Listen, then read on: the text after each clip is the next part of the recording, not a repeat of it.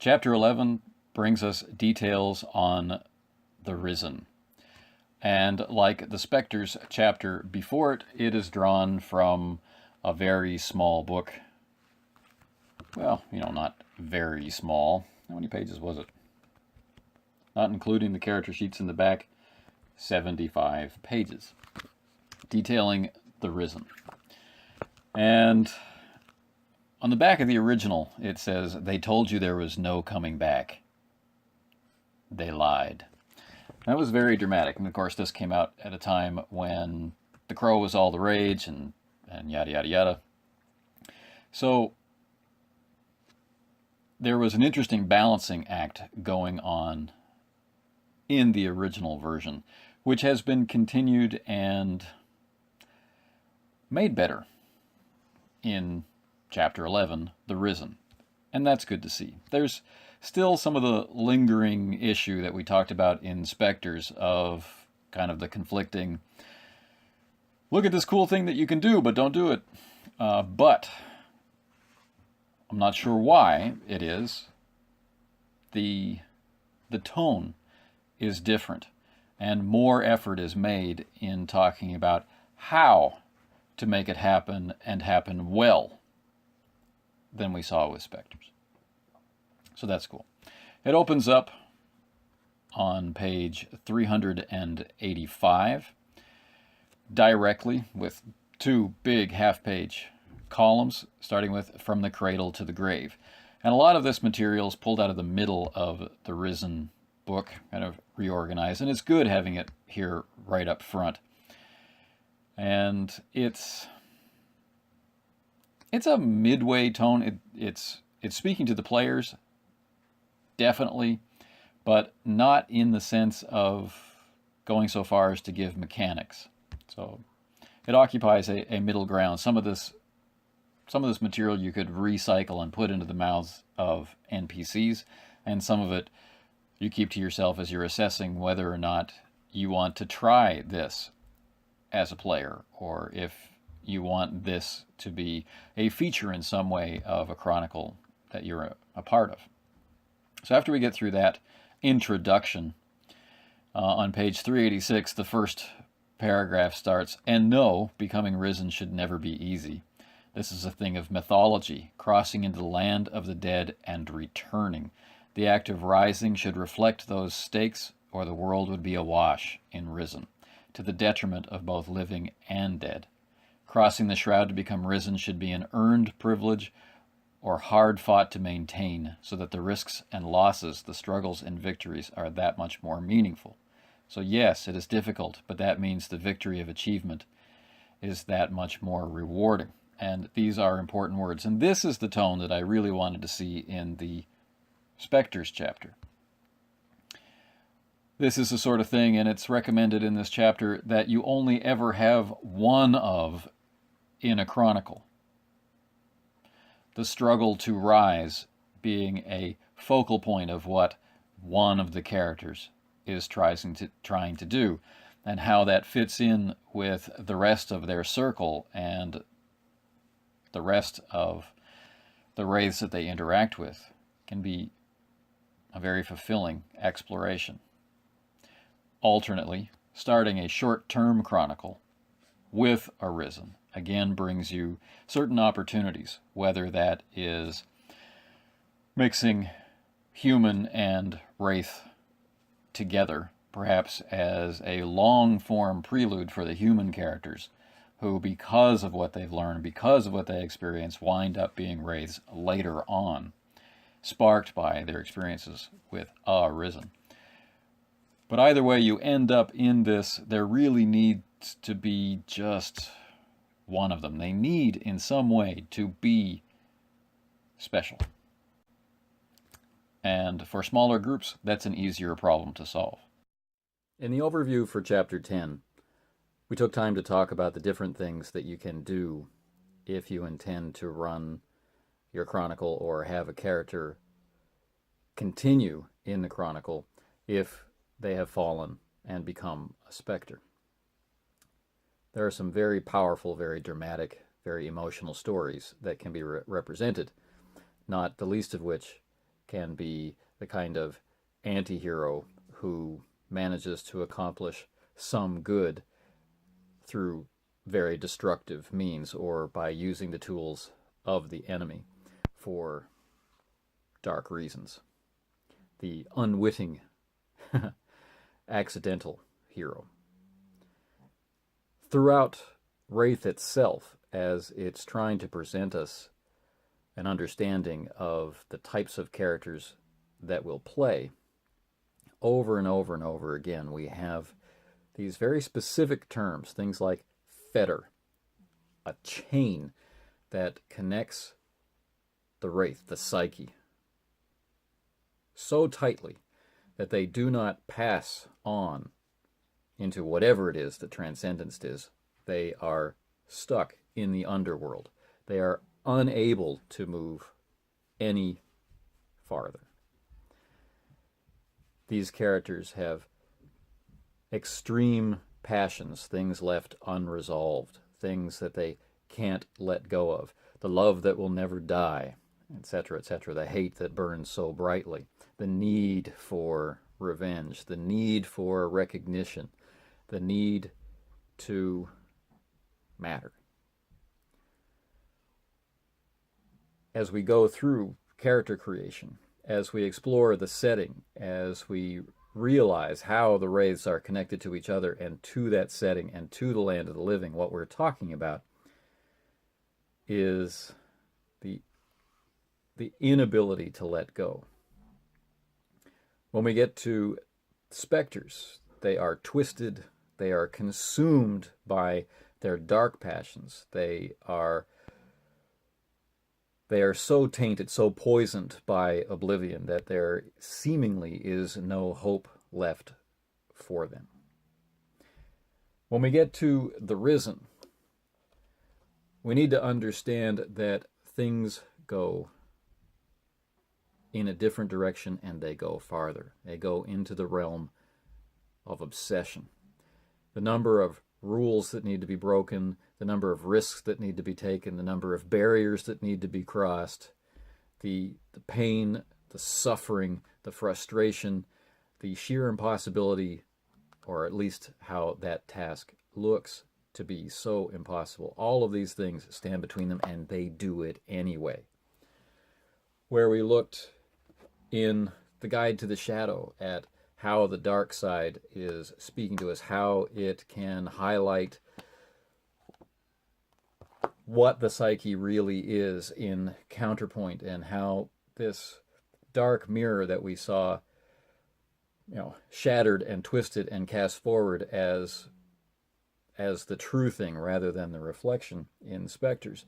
We see how the Wraith is built as we go through the Wraith's player guide, and we think, how can I represent a character well enough that might have survived death itself, that would still be clinging on, that is still looking for definition and meaning, and will find ways to carry on, either to finally transcend or to persist and reject the dying of all things and the presence of Oblivion. The Risen are separate from this. This is taking things that one step further. And look at the way that this was portrayed on the original cover, clawing, half rotten and moldering from the ground. How do we distinguish them? And in order to make them distinct, they cannot be commonplace. They do need to be in some way that step beyond, even of specters, which is why I think in some way why they come as chapter 11 and not as chapter 10, and certainly not in chapter 4 and 5 for the standard characters. These are one step beyond, and should you wish to walk in their footsteps and explore the misery of their path, I think it's wise to remember that and make the experience special. As we go through 386, we have what is Arisen, They're quite specific. And then there's the Risen Commandments. And this is speaking to you, the player, right? You have unfinished business, otherwise you're not going to be able to arise. You are not a zombie. The shadow rules. Returning is forbidden. Getting to the other side is not easy. Staying on the other side is harder.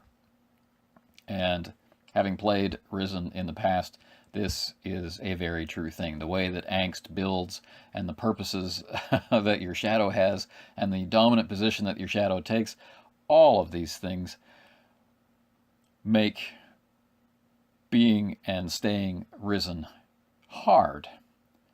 But then the situations that caused you to rise in the first place just fuel everything that works against you.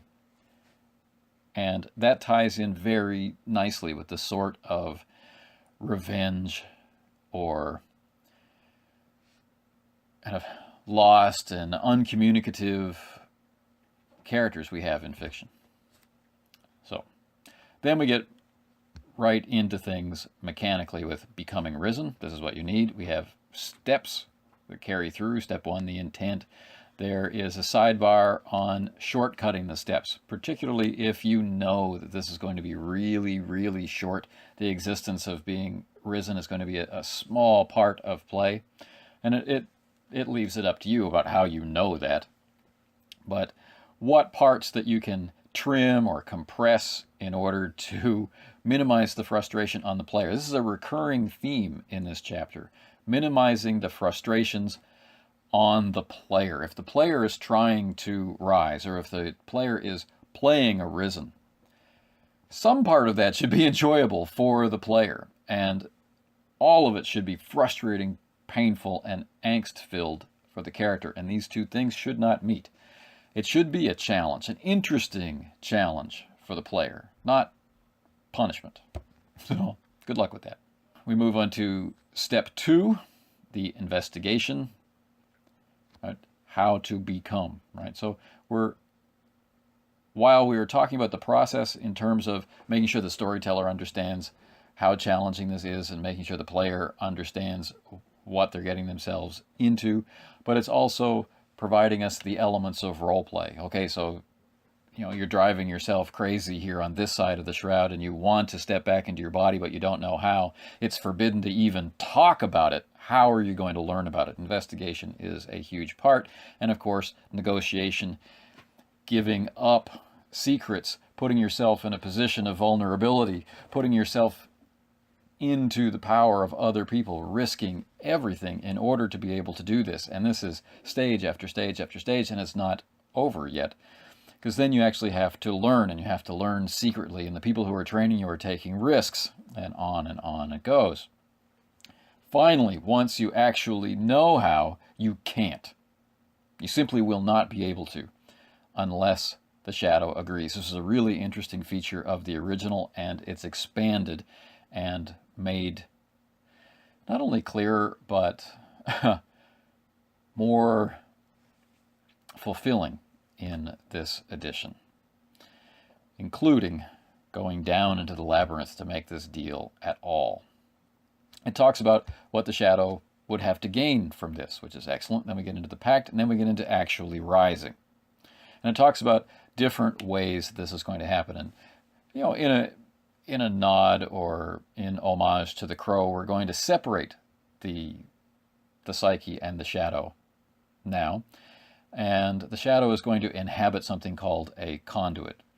And that could be an object. Well, it will be one of the fetters, but it might be an animal as well, an animal conduit. And, that already brings up images of James O'Barr. So, once we understand the relationship between the risen and their conduit, we move into step 5, existence as risen, which talks about the physical existence, things like your senses, and then role-playing risen and wraith, and happy endings, and closing time. This is a story that's on a timeline. No one stays risen for long. And that's a really interesting challenge, similar to what you have as a specter, but but more intense. Then on page 394, we move into the systems of the Risen, character creation, etc., etc. The inclusion of some Risen being able to learn some vampiric disciplines to, kind of broaden connections between the different lines and, offer hints, things that characters who are fascinated by the occult can explore in character, so on and so forth.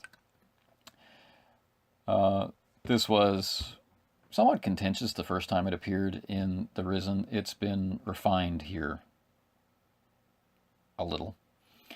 And some people are going to like it and some people aren't. And, well, it's like everything else, optional. All right, so this rounds out talking about all the mechanics, all the perceptions, what it is that you're actually doing, and why. Then we get into Risen Arcanoi. And these are the only ones that are separate from the main body of Arcanoi earlier in the book. They're separate because they exist for Risen only. These are things that they're going to have to discover from Wraiths who have already risen, or they'll have to discover them for themselves on the other side. And that's fine. That's a good way to focus the character on accomplishing their goals. Right, the motivation, and we can express that exploration and that personal expansion, that stretching, that experience of having been dead but now being on the living side of the shroud, still dead. We can express that through the use of experience points to build these Arcanoi, and they really are essential. Without these, it's very, very likely that any given Risen's quest may fail. The two Arcanoi in question are Fascinate, and Fascinate is, well, a means to force the living to respond to a compulsion triggered by the Risen. And the second Arcanoi is Serendipity, and what it does is create those necessary coincidences, right? Allowing the Risen to figure out, the context of scenes, what's going on, find people that are important to them, and meet them in order to accomplish what they're looking for. Now, earlier we had mentioned that the Arcanoi had all been refined and revised so that they called on fewer things for the roles. You would expect there to be one or maybe two attribute choices paired with the Arcanos in question. So you're going to be rolling Serendipity plus one or maybe two attributes. Serendipity and Fascinate, for whatever reason, and I have my suspicions, don't follow this. There's a wide range of different attributes which are connected, and in one specific case, no use of serendipity. Now, this could be simply oversight. This could be near the end of the road and people are finding it hard to pay attention, or this was something they intended to come back to later, and it's simply a mistake that these particular Arcanoi are not properly revised to match the way they've been presented in the 20th anniversary edition. Is possible. But then again, maybe this is something that's included simply as a way to represent the slippery nature, the difficulty, the challenge, the near impossibleness of rising. I'd like it to be the second.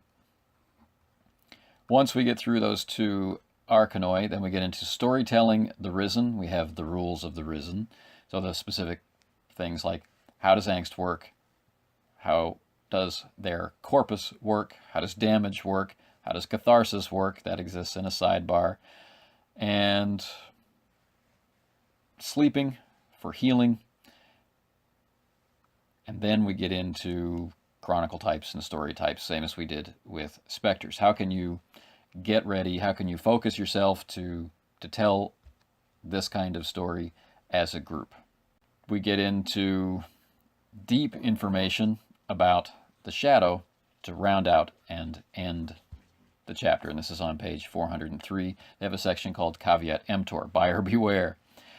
What is the shadow actually going to ask for, and how? Right? What exactly is going on? And these little secrets, these little twists, make this last touch remind us how important the shadow is to the Risen existing at all. So all in all, not a bad chapter. Again, some missteps. I think that the idea of playing this difficult type of character as far as group play is concerned are handled better here than they are in the Spectre chapter, just one chapter earlier, but of course, who knows when the material was written. But the likelihood that some of the system mechanics were overlooked is a challenge for new players. It's something that experienced players are going to just make a decision about and move on. But recognizing there is a problem and feeling confident in your implementation of a solution, well, I guess this is one of those things for people to cut their teeth on and make those decisions, be honest about them, own them, and enjoy their particular implementation of a Risen chronicle or having risen in a chronicle. So that brings us to the end of discussion of Chapter 11, The Risen. The next installment will look at the World of Darkness.